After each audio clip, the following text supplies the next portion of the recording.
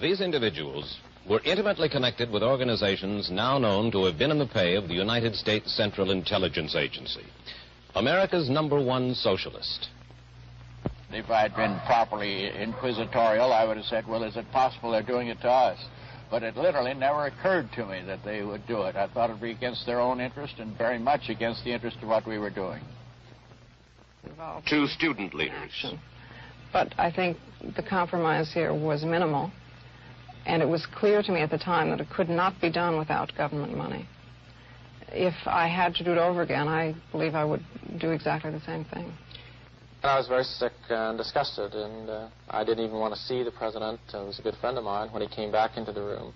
And it felt betrayed. A labor leader. The Guild has no knowledge that any of the money came from the Central Intelligence Agency or any other U.S. or other government source. And a United States Senator. Apprehensive, I found on looking over the list that I was something like a patron or an honorary member of the board of directors or something of that kind on about 6 or 8 of the organizations that were being partially financed by the CIA in my own case, so that maybe, I think everybody may be somewhat corrupted in consequence of this action, and be possible to charge that I'm a front for the CIA. This is a CBS News special report. In the pay of the CIA, an American dilemma. In a moment, CBS News correspondent Mike Wallace. Good evening. The very fact of this broadcast is proof that something is seriously wrong, for whenever you hear about an intelligence operation in progress, that operation has failed.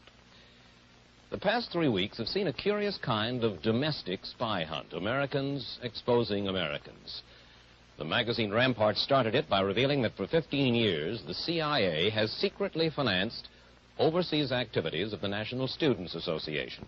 But then there came to light a fantastic web of CIA penetrations into other private organizations of American citizens. Tonight, we'll trace that web of CIA entanglements. Like all spy stories, this one will have its fascination. But we hope also to pose some questions for the American public to ask itself and its leaders. Questions about the atmosphere in which this almost comical intelligence debacle occurred. For a beginning, let's drive over to CIA headquarters. At the wheel, correspondent Roger Mudd. Every morning, the Washington motorist who flashes by this sign, BPR, along the Potomac River Parkway, is reminded of the Humpty Dumpty quote from Alice in Wonderland. When I use a word, it means just what I choose it to mean, neither more nor less. And in Washington, BPR means CIA, neither more nor less. Where are we? Where you want to go? Well, we're looking for the BPR. That's over further. Make a U-turn here, go back up to a traffic light and turn right around 193. Where am I now? Oh, you're in a government place. What is this? Well, if you don't know it, I don't have to tell. All right. So it's not the CIA, is it? That's right. Oh, it is? Yeah. What do I do now? Just make a U-turn around this light post here and go back up to traffic light, turn right around 193. All right. Thank you. Okay. This sign symbolizes the dilemma the CIA is in, how to operate a successful spy organization, but on money from a society which regards it with distaste. The result is ostracism in its most schizophrenic form. It tries to hide behind that silly green BPR marker, and yet it operates in a building well known to every local tourist guide. Its 125-acre tract was chosen because of what Alan Dulles called its isolation, topography, and heavy forestation, and yet approaching airline pilots use it as a landmark.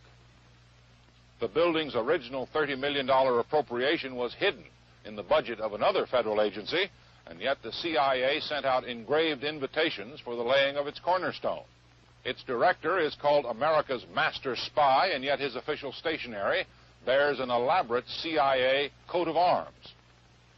It is listed in the phone book under Central Intelligence Agency, but its switchboard girls answer with a mysterious 351-1100. It is probably the world's biggest spy outfit, and yet it actually once held a press conference. Its agents lead invisible lives, and yet one of them was actually sued in open court for slander. In short, the CIA doesn't know what it is, a ruthless, hard-nosed Cold War espionage unit or a warm, friendly, semi-democratic graduate school for scholars. But if it once decides, BPR, the good old Bureau of Public Roads, might be a good cover. Roger Mudd, CBS News, Langley, Virginia. In truth, since its beginning, CIA has suffered from a personality split, for in addition to intelligence, the Security Act of 1947 ordered CIA to perform other functions and duties as directed by the President and his National Security Council. And that phrase has become a sort of blank check, authorizing CIA excursions into everything from simple propaganda to the overthrow of unfriendly governments. The key to CIA's current troubles is that unique American institution, the Tax-Free Foundation. Here is what happened. First, CIA itself set up a number of dummy foundations, calling them by impressive-sounding, if meaningless, names. Their sole function was to channel money from the CIA to a second kind of foundation. Now, these foundations were real. Some obscure, some well-known, all involved in legitimate philanthropy. But now, in addition, they agreed to become conduits for Central Intelligence, mixing up the government money with their own, and then passing it on to the ever-growing list of private organizations which, during the 40s, 50s, and 60s, were climbing aboard the CIA payroll. Let's take a closer look at those legitimate foundations which became CIA payout agencies. They are among the 15,000 charitable funds that have sprung up in America in response partly to the social consciences of the rich, partly to the structure of our tax laws. They are the operative arms of what has come to be called the American establishment, the power structure of moneyed families, august law firms, prestigious universities, which have had so much influence in shaping American life and national policy since World War II. CBS newsman Norman Glubach reports on some of the foundations which channeled money for the CIA. This building is 73 Tremont Street, Boston. Just under its windows lies the historic old Granary Burial Ground, last resting place of such revolutionary patriots as Samuel Adams and Paul Revere.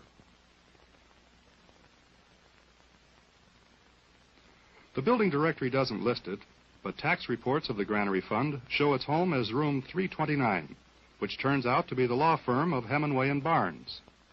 No one there would talk before CBS News cameras about the Granary Fund, a reticence which has proved universal among the foundations. But Granary Fund reports are signed by George H. Kidder. Mr. Kidder is listed in Who's Who in America. Among his former associations, the initials CIA.